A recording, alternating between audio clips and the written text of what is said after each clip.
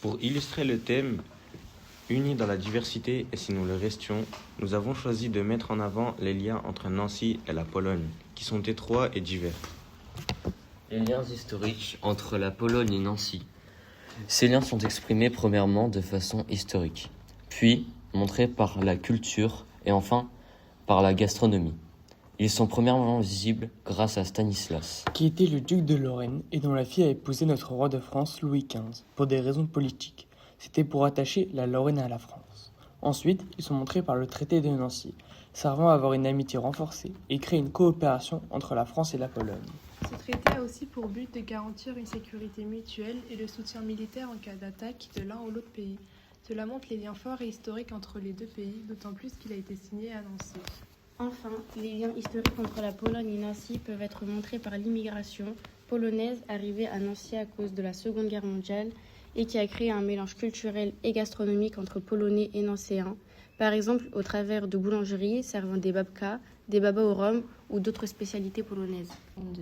Les liens entre Nancy et la Pologne commencent avec Stanislas Legzinski. Né en 1677, entre 1737 et 1766, Stanislas rénove la ville dans un but d'unifier la ville vieille et la ville neuve en y construisant des bâtiments.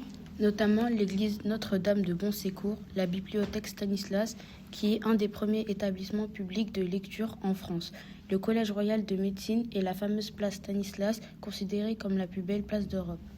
La place Stanislas est un des grands symboles de Nancy, a des origines polonaises.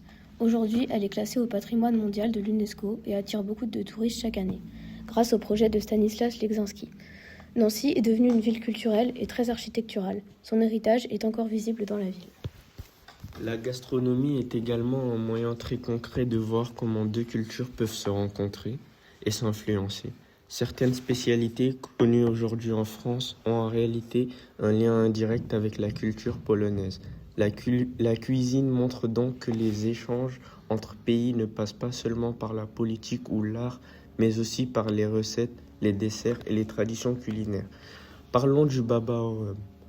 L'exemple le plus célèbre, une spécialité très connue car elle serait liée au roi polonais Stanislas qui vivait à Nancy selon la tradition.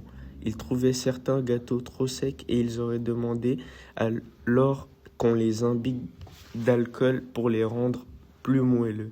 Le baba au rhum est devenu un classique de la pâtisserie française et reste très associé à Nancy. La cuisine polonaise possède aussi de nombreuses spécialités qui représentent sa culture. Par exemple, les pierogi sont des raviolis farcis que l'on peut remplir de viande, de fromage, de pommes de terre ou même de fruits. C'est un plat très populaire en Pologne, souvent partagé lors de repas en famille ou pendant certaines fêtes. Ce type de cuisine montre l'importance des plats généreux et traditionnels dans la culture polonaise.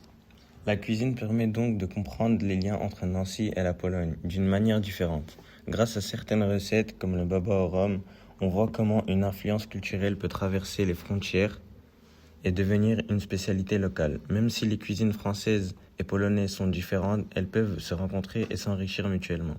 Finalement, la gastronomie est une preuve que les échanges entre cultures peuvent laisser une trace durable jusque dans nos assiettes. Cette présentation vous a été proposée par Elias, Gaëtan, Tierno, Maël, Basile, Sacha, Tana, Nina, Amira. Baptiste.